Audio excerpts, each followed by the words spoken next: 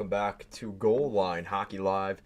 It is Kevin Forte, and today we are taking a look at the Vancouver Canucks, as it's been a very prosperous to say the least, October for the Vancouver Canucks. Guys, if you like the channel, make sure to like and subscribe here, as we are trying to grow the community here. We are doing live streams about once a week during games, so make sure to stay tuned for that. Also, we do a weekly power rankings every Sunday, so make sure to stay tuned for that as well. All right, so let's get into the Vancouver Canucks season so far. It's been a kind season so far for the Canucks, but they have had to work for it. Nothing has been handed to anybody in the NHL, and that wasn't going to change here for the Vancouver Canucks. But to say the least, they have had a very nice start to their season. So taking a look at what they've done so far, there's a lot to like about Vancouver. You look at their record, 5-2-1. You like to see that. You also like to see that they're scoring more goals recently than they have in a long time. Their power play is really good. Their penalty kill is above average. And their goaltending is really making the difference for the Canucks. Guys, we talked about this in the preseason. It wasn't much of a mystery to anybody. If the Vancouver Canucks were going to find success this season, it was going to be in the form of this team getting good goaltending from Thatcher Demko. And the biggest thing wasn't necessarily that Demko never performs. He always performs. It's just, can he stay healthy? And he has been able to stay healthy through the first couple weeks of the season, and the Canucks have been able to reap the rewards of that very nicely. So a 5-2-1 record. I don't want to look at this. 5-2-1 record, 11 points, second in the Pacific, only behind the Vegas Golden Knights. That's asking for a lot, though. Their goals for is 9th in the National Hockey League, so that puts them right in the top 10. Really good start here for the Canucks. And then, of course, you look at their goals against, which is incredible. Goals against, 4th in the National Hockey League. Only 19 goals given up this season. And again, a lot of that on the back of Thatcher Demko. So far for the Vancouver Canucks, we've kind of expected them to hopefully have a better season. Their goals are being scored. You look at their team right now. Power play is above 25%, which is really good. Their penalty kill is a little bit below average. That's something that could get improved upon. But other than that, man, the Canucks are just getting it done. And you look at the depth of this team right now. They're getting goal scoring from the top guys, and they're producing at a high level. But that is where the criticisms might start for the Canucks, because you look at where they're at. Elias Pettersson, no surprise to anybody, leading the team in points. He's got 13 on the season. He only has 2 goals, though. The leading goal scorer, which is, of course, J.T. Miller with... the leading goal scorer of this team, which is Brock Boeser. He's got 6 goals through the first 8 games of the season. Really solid start here for Brock Boeser. We're also seeing some support here from guys like Quinn Hughes, as well as guys like J.T. Miller, who are all producing as well. Now, of course, the depth needs to pick things up a little bit. There's a couple guys on this team that are definitely disappointing, and that's something that needs to change if this is going to be a long-standing thing for the Canucks, because they can't just rely on that top line. They're going to need help throughout the lineup, and they haven't had that quite yet. They haven't broken through, and there is concern, will any of those guys break through? Pia Suter has played in 8 games, all 8, has not recorded a point. Not great there. Same thing for Anthony Beauvillier, Dakota Joshua, Sam Lafferty.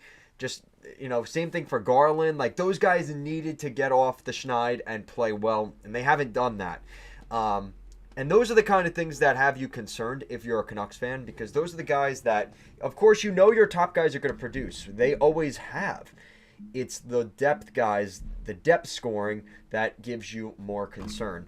So, the recent injury updates, I think since the last time we talked, Guillaume Brisebois has an upper body injury. He is on the LTIR, so we are probably not going to see him probably till the end of the year.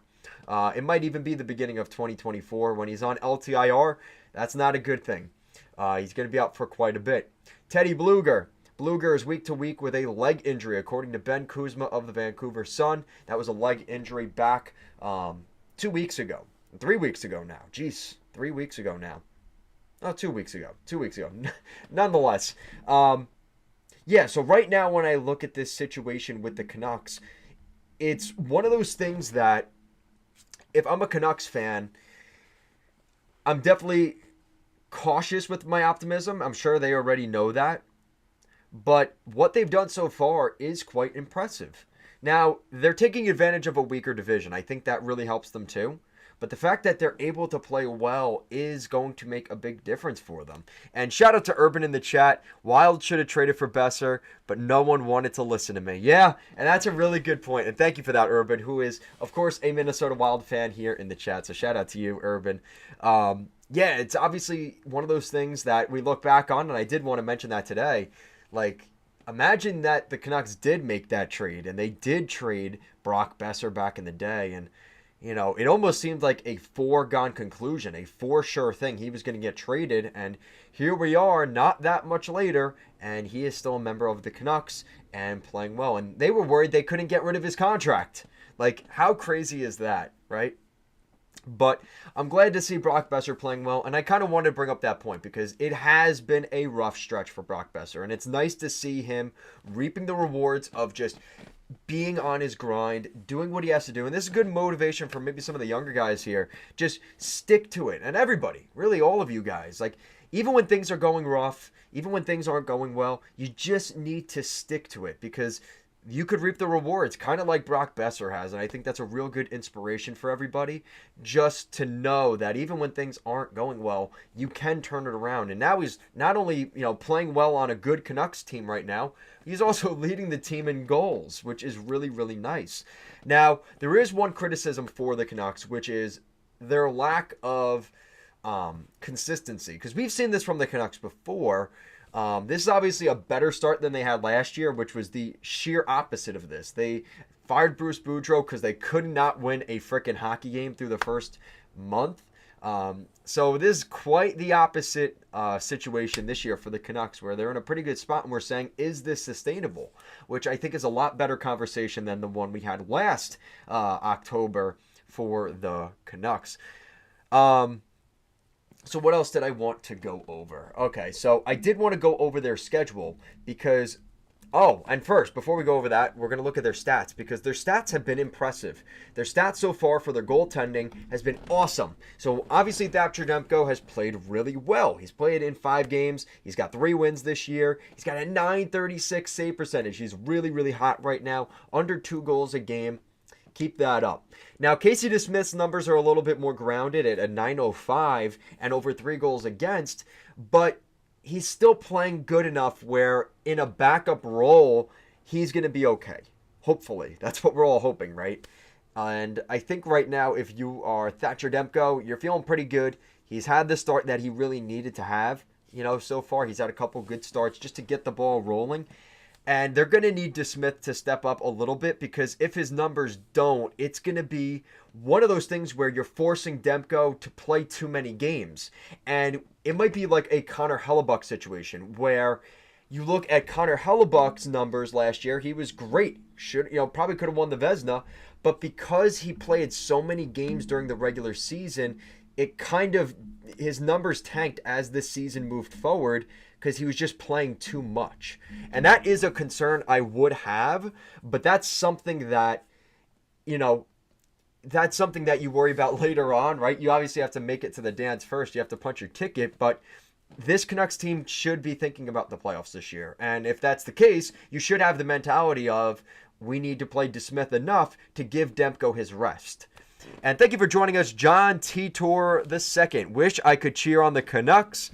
But the downplay of Adam Johnson's murder is disgusting. Yeah, so obviously he's talking about something, and I might even talk about that in another video. But it's one of those things that is definitely tough. I'm waiting for more details to come out before I say anything. I've seen the video. I understand why people are frustrated, and I do understand, the problem I have is that the video is out in the public to begin with. I think as sort of just to appease the family for a week. I wish there was a way that we could have kept that video offline. It's journalism. Things are going to go out there. We've seen even with overseas stuff going on with that. But it's tough that, I'm sure for the family to constantly be going on Instagram or Twitter or Facebook and constantly seeing a video of your family member who passed away, with a blade going into his face. I'm sure that's not necessarily something he wants to say, but I'm hoping that they come to the right conclusion, whatever that is. I'm going to trust the system that they know what they're doing. It's tough. It is obviously a difficult thing to look into. There's a guy that does have a history, the player that did it. And the whole circumstance definitely does leave you kind of questioning, like, is there a little bit of something there? And I'm glad they're at least investigating it, and we'll see what they come up with. So thank you for that, John, but we aren't talking about that today. So back to the Canucks. That's why I love doing live streams, because you guys bring up topics that maybe I wasn't going to talk about, and I think that's something that's kind of nice. I like interacting with you guys. So back to the Canucks, like I said, they're going to need goaltending to be good. Their defense has played a fair bit better, but I think a lot of their defensive deficiencies are being covered up because of how good their goaltending is. But you don't end up having the fourth best goals against in the league through the first 10 games without some type of good defense. And I think that is something that has to be pointed out. They're getting good enough defense. Looking at their schedule so far, they've had a tough schedule. They had to play the Oilers, who were supposed to be good, but the Oilers might have been the Canucks might have been the team to really throw a wrench into the Oilers' season here. They really pushed them to the brink early on. Then you look at a big stretch on the East Coast. They played the Flyers, the Lightning, the Panthers, the Predators. They did pretty well in that. They won the games they were supposed to, right? And that's kind of what I'm looking at here, where the Flyers have been hot to start the year. So that was a tough game, right? The Flyers are tough. Tampa's a tough team. They beat the Panthers. They beat the Predators. They beat the Blues. They're supposed to beat those teams. And then they lost to the Rangers in overtime. That's a tough team right now. And they played really well on that West Coast road trip. So the Rangers were coming in hot. That was a tough situation. Now, their next couple of games are favorable.